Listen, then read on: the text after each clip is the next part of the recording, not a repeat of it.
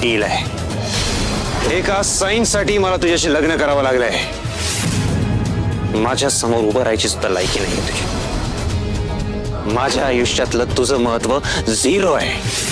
तू प्रत्येक वेळी माझ्या वाटेत येत होतीस आणि म्हणून मी ठरवलं की तुला एकदाच असा धडा शिकवायचा की तू पुन्हा कधी माझ्या वाकड्यात जाण्याचा प्रयत्न सुद्धा करणार नाहीस.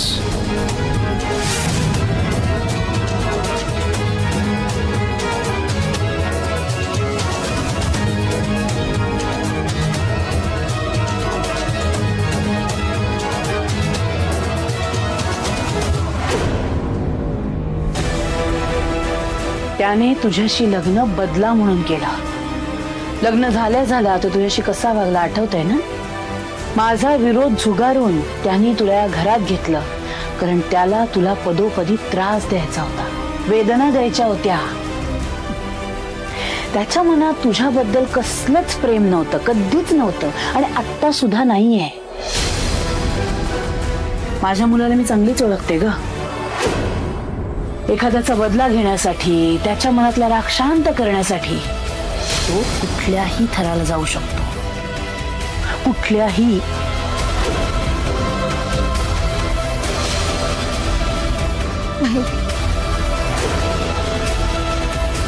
इंद्रजीत सर माझ्याशी लग्न झाल्या झाल्या माझ्याशी तसं वागले असतील. त्यांनी माझा रागराग केला असेल पण तसं नाहीये. पण आता ते बदललेत. हो, आता बदललाय तो. मग तुझ्या बुवांची आज एवढी वाईट अवस्था का झाली? राणी इंद्राला हेच हवंय की तू आणि तुझं कुटुंब कायम त्याच्या उपकारात जगावं. तू अडकलीस राणी, अडकलीस.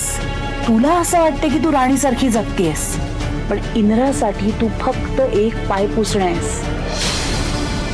आता तो फक्त तुला चांगलं वागतोय असं भासवतोय पण हाच तर त्याचा विचार आहे ना. तुला सुखी संसाराची स्वप्न दाखवून कधी दुःखाच्या दरी ढकलेल ना तुला कळणारही नाही. म्हणूनच मी तुला सावध करते. नाहीतर तू इंद्रासोबत सुखी संसाराची स्वप्न बघशील आणि तो तुझ्या स्वप्नांचा चुराडा करेल आणि हे तुझ्याच्यानी सहन होणार नाही. म्हणून माझा पोरगा असून सुद्धा मी तुला सगळं काही सांगितलं. हा तर तू बघ पुढे काय करायचं ते. शेवटी आयुष्य तुझं आहे, त्याच्यामुळे तुझ्या आयुष्याचा निर्णय तुलाच घ्यावा लागेल.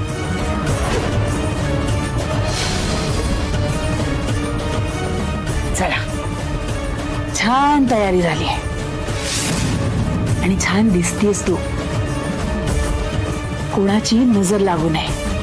मी ना तुला अगदी मला हवं तसं सजवलंय. बरं चला, आता खाली जायला हवं. बायका जमल्या असतील, तुझीच वाट बघत असतील. चला.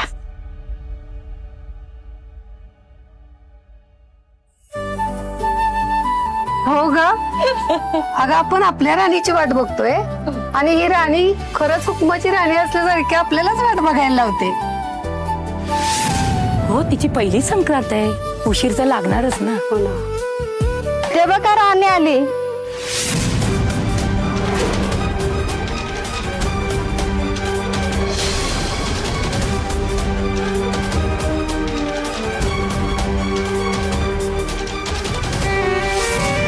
राणी, डोळ्यातलं पाणी पुस. माडिकांच्या सुनेच्या डोळ्यात पाणी चांगलं दिसत नाही. बघ तुझ्यासाठी केवढ्या बायका जमा झाल्यात.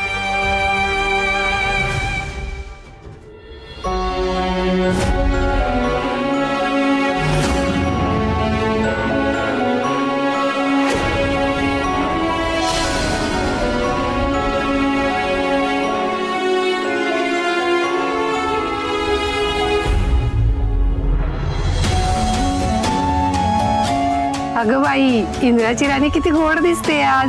पुन्हा इंद्रसाहेब तिच्या प्रेमात पडतील. हो ना, खरंच. राणी लाखात एक दिसते आज.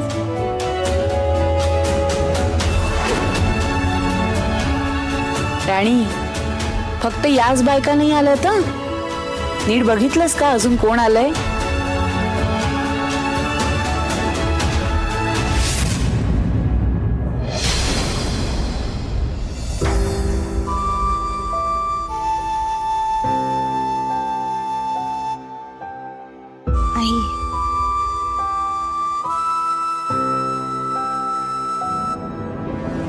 लई गोड दिसतेस का?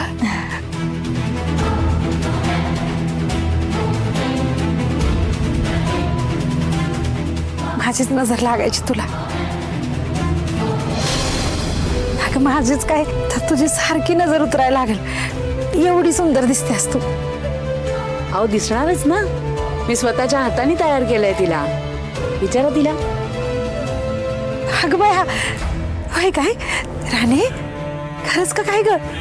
हो. अगं बाया, तेव्हाच पावला म्हणायचा.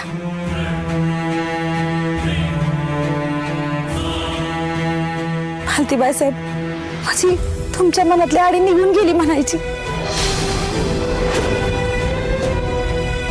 लई बरं वाटतंय बघा जीवाला. माझ्या राणीला तुम्ही आपलं मानलं, तुमच्या पदरात घेतलं. लई उपकार झालं तुमचं. आता मला खरंच काय नको.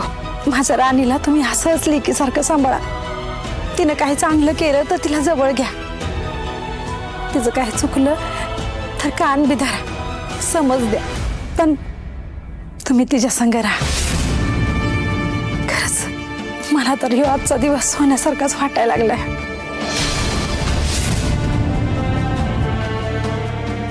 राणे, हा? अगं तू का अशी गपगप उभी आहेस? काहीतरी बोल की. हा. खुश आहेस ना बाळा?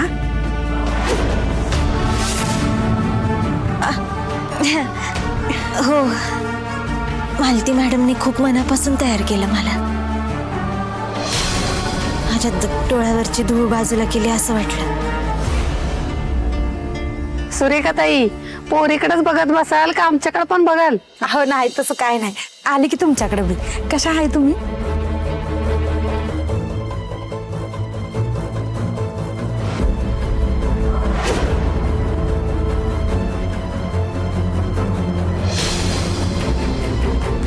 राणी, इतक्यात कोणाला काही बोलू नकोस.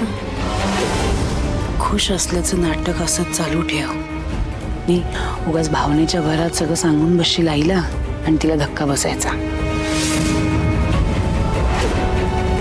नाही. या धक्क्यातनं ती काही सावरू शकणार नाही म्हणून सांगते. तू तुझ्या आईला हे सगळं सांगायचीस आणि धक्का बसल्यामुळे पुन्हा तुझ्या आई अंथरुणानं खेळायची. असं काही व्हायला नको. येते ना लक्षात?